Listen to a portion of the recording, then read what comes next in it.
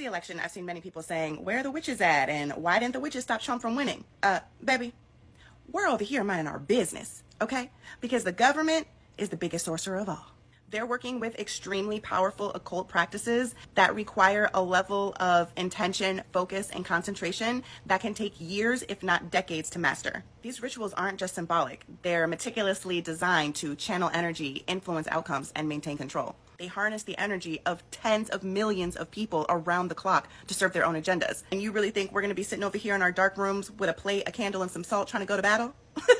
10 everyday things you do that are rooted in witchcraft, the government edition. Number 1, sacred geometry and city layouts. Cities like Washington, D.C. are mapped with deliberate geometry, often pentagrams or other occult shapes like the compass, in order to harness energy or control flow. Sacred geometry is used in magic to channel or amplify power, and our cities reflect it. These carefully arranged structures act like sigils on a grand scale, shaping the energy of those who live and move within them, and embedding intention into the city's very foundation. Number 2, voting as a vow and an offering. In magic, speaking vows or making offerings sets powerful intentions, binding energies towards a desired outcome. The act of voting carries a similar weight. The word vote comes from the Latin votum, meaning a vow or a promise. Casting a vote is like casting a spell. It's a collective act of intention, an offering to shape the future and manifest a chosen reality. And when we participate in this ritual, we're engaging in an ancient practice of focused will. Number 3, the all-seeing eye on money. The eye on the dollar bill is called the Eye of Providence, but its origins go back much further. This symbol, often associated with enlightenment and seeing all, is connected to ancient Egyptian, like the Eye of Horus, and Christian and Masonic symbolism, often tied to protection, surveillance, and control. In witchcraft and occult practices, the all-seeing eye serves as a potent symbol of heightened awareness, inner vision, and the ability to see beyond the physical realm. Used by governments, it projects a sense of omnipresent authority. Number 4, the obelisk in Washington, D.C.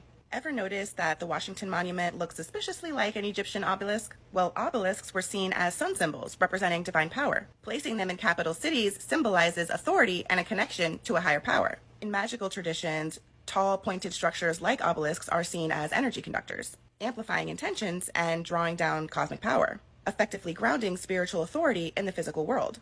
Number 5, the Capitol Building's dome. Capitol Building's dome is more than just a pretty structure. Domes have long symbolized cosmic power, linking earthly governance with the heavens. In witchcraft, circles or domes are seen as protective when connecting to the spiritual realm. They act as energetic containers, amplifying intention and creating a sacred space, making the Capitol itself a kind of ritual center for power. Number 6, the use of sigils and symbols. Governments have long used powerful symbols and sigils to influence, inspire, and even control public perception. Some examples of this include the eagle, stars on the flag, or the pentagram. Each symbol carries layers of meaning that tap into subconscious archetypes. They become tools to invoke national pride, loyalty, unity, while simultaneously reinforcing authority. These symbols act almost like spells on the collective psyche, subtly influencing attitudes and behaviors and keeping people aligned with the desired narrative. Number 7, the inauguration ritual. Ever wonder why inaugurations are so elaborate? These ceremonies are layered with ritualistic elements. From the swearing in, the hand gestures, and the symbolic colors, it's all designed to channel focus and power, not unlike spellwork. In witchcraft, carefully structured rituals direct energy and intention, and an inauguration works similarly, infusing the office with authority and aligning collective energy towards the incoming leader. Number 8, the Pentagon as a symbol of protection. The Pentagon is no ordinary building.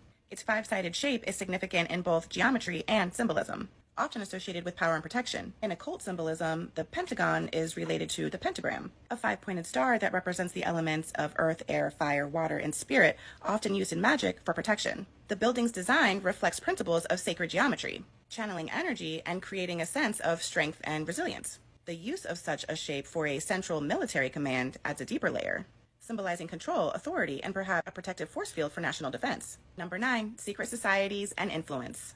From Freemasons to Skull and Bones, powerful individuals within secret societies often have significant government influence. These societies are known for their rituals and magical symbols, bringing occult practices directly into the power structure. Number 10, psychological manipulation as mind control.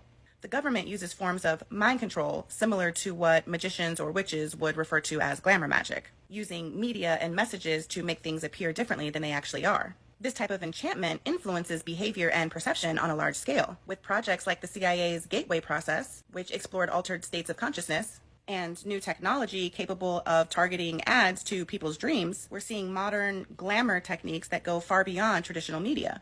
weaving influence even into our subconscious minds. Okay, I'm gonna have to do a part 2 because there's so many more and I didn't know which ones to include. So, Okay, I'm gonna ask y'all this. Do y'all want to see some more videos like this? Because I do. I want to watch. I want to go on a deep dive into the rabbit hole of what she's talking about because I feel like it's so much more magic that is happening around this world than we are really aware of. And it's just in everyday practices that people don't really pay attention to. Let's go. Come on. Oh, yeah, an announcement. I released 2 songs on my music channel. Go listen to them. Just a little shout out for myself. this is a friendly warning for those who are uncomfortable with topics on baneful magic. The last one can be a bit heavy for you, so I would recommend you abort the mission after I discuss number 6, if that's you. Number 1, the Pledge of Allegiance as a ritual of binding. Having young children recite the Pledge of Allegiance daily serves to indoctrinate them from an early age. The Pledge of Allegiance functions like a magical vow, binding individuals to a collective purpose. Much like an oath or a spell in witchcraft, reciting it channels personal energy into a verbal contract, creating a communal bond and reinforcing a shared identity. By repeating the words with intention and focus, individuals symbolically weave themselves into a larger collective circle, where their personal commitment strengthens and amplifies the power of the group here being the government. And this is much like the energy that is raised during a coven or ritual circle. Number 2, the national anthem as an invocation of unity.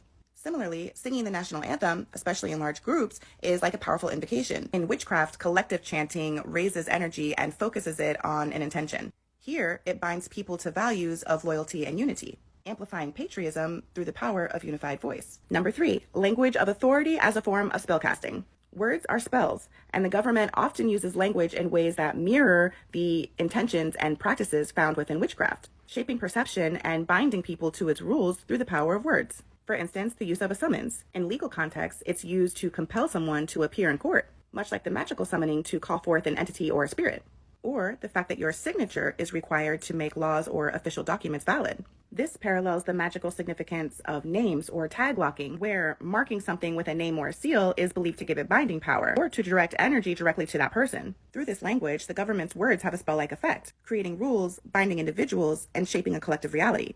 Number 4, invocation of ancestors and national heroes. Statues, monuments, and even banknotes featured revered figures from history, creating a national pantheon of sorts. Honoring these figures is similar to ancestral worship in witchcraft, invoking their memory and keeping their energy alive as part of the collective spirit. Just as witches and practitioners might call on the wisdom and guidance of ancestors during rituals, symbolically calling on their strength, courage, or vision to inspire or guide the present. By celebrating these figures, society continually renews its connection to their legacy. Number 5, the use of ley lines in government architecture. Many government buildings are strategically placed on ley lines, energy-rich paths that are believed or known to amplify power. In witchcraft and ritual work, ley lines are valued for their capacity to raise and direct energy. And by aligning buildings with these lines, governments tap into natural energy currents to strengthen influence. The Washington Monument and the Capitol building are both said to sit along these ley lines, drawing on the Earth's energy to bolster its role as focal points of governance and national identity. Number 6, astronomical alignments in city planning. Many government buildings are often aligned with celestial bodies. For instance, the Washington Monument aligns with certain sunrise and sunset points at key times of the year, meaning the sun rises or sets in direct alignment with the structure or specific features of it. In magic, these alignments are significant because they harness potent energy present during celestial events. By placing the Washington Monument in sync with these solar events, it becomes a conduit for amplifying the government's connection to universal energies, much like spell work that uses the sun or moon to empower intentions. This is your baneful exit reminder. Number 7, in government systems. The concept of in government can be seen in the systemic practices that often mirror baneful rituals in witchcraft. For instance, the ongoing exploitation within underground brings to mind sacrificial practices, where lives are used and manipulated to fuel hidden agendas, much like offerings in baneful magic intended to yield power or wealth. Similarly, the military demands the ultimate sacrifice of lives in the name of national interests, paralleling made to uphold or strengthen certain powers. These practices create a connection between the physical sacrifices demanded by governing systems and the offerings used in baneful workings, where the power is drawn from life force, leaving those who serve or are exploited as sacrifices for larger, often concealed, purposes. Okay, I think we hit most of them. Now, there are several that will fall within the different categories that I've already spoken about, but this gives a broad understanding, hopefully an insight into how they're using occult practices within governmental systems. Keep in mind, the government has unlimited resources and they have unfettered access. making them privy to information that we will likely never even become aware of. There you go. There you go. It's right there. It's right there. It's right there. You see it. You heard it. Right. Okay. We're trying to make sure that everybody understands the standing of where we standing at. Because let's really talk about the Pledge of Allegiance. I do remember firmly being sent to the office for not saying it a lot of times. And until I didn't want to get in trouble anymore, so I just end up just constantly saying it. The Pledge of Allegiance never really sat right on my heart, and it was like every single day in elementary school. So now, y'all, the English language is full of. Just watch. Okay, so I'm just a tiny bit shook right now, just a tiny bit. And by a tiny bit, I actually mean a lot. So we already covered in my last video how apparently William Shakespeare never existed. And he actually was impersonated by Francis Bacon in his occult group called the Spear Shakers that were in charge of putting 1,700 words in the English language. We also spoke about how the English language is full of spells and curses. I don't know. If you think I'm crazy, I probably am. Let me know if I'm onto something. Let's get into it. So we already spoke about in the last video how there's hidden meanings in the English language, like spelling, spells, cursive, curses, awake, like you're actually at awake, good morning, you're in mourning, and how there's like a negative connotation to so much. And yes, I know it sounds so crazy, but just give me a second. So I saw in another video how writing cursive is broken down like a rite, like R-I-T-E is actually a ritual, and cursive is curses. So that's why I know it sounds so crazy, just wait. And that's why they wanted to push cursive so much in US schools, because it's like a whole hidden thing. I remember that my language arts teacher told me that your cursive can never be perfect unless your pen never leaves your paper and you just make a continuous stroke. Isn't it the same thing in witchcraft? Like if you start a ritual, you have to finish it. And isn't it crazy how when you write in cursive, it kind of looks like wavelength? Y'all remember that study where they spoke negative things and positive things to plants for like a month, and the plants that were spoken positively to actually grew, and the ones that were spoken negatively to withered and died, which proved scientifically that words were actually vibrations and energy, which brings us back to the Bible where it says words kill and words give life. They're either poison or fruit, you choose. AKA there's life and death in the tongue. We also know that the Bible says that Satan describes himself as an angel of light. We also know that in America, there are so many pagan rituals and pagan things being done under the scenes, especially like in Hollywood. Hollywood's a whole different thing. We can get into that in another video if you guys want. And don't you find it funny that America be pushing English down everybody's throats? Like everyone needs to speak English, even in different countries. I don't know, guys. It's kind of all coming together for me and like making sense. I went down the rabbit hole and there's so many things that I have learned when it comes to like words getting into your subconscious and making you think and act a whole different way. Like at the end of the weekdays, which instead of week, W-E-E-K would be W-E-A-K. So we're having weekdays throughout the week. And at the end, the weekend, we are weakened at the end of the week.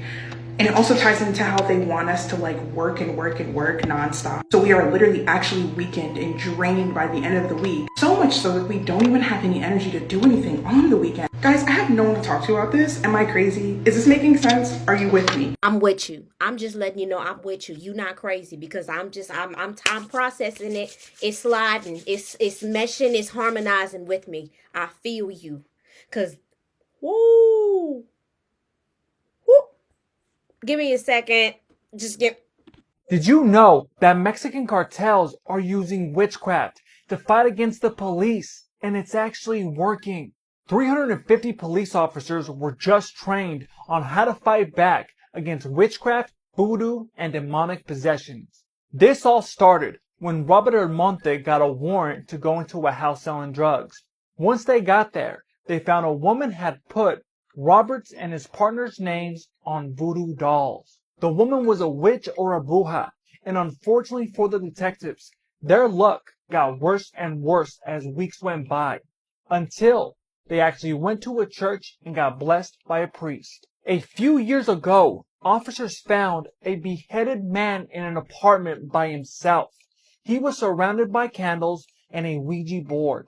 Cops have seen a tick in witchcraft in the last few years. The difference now is that witchcraft is being targeted to certain police officers. We're just constantly getting more confirmation.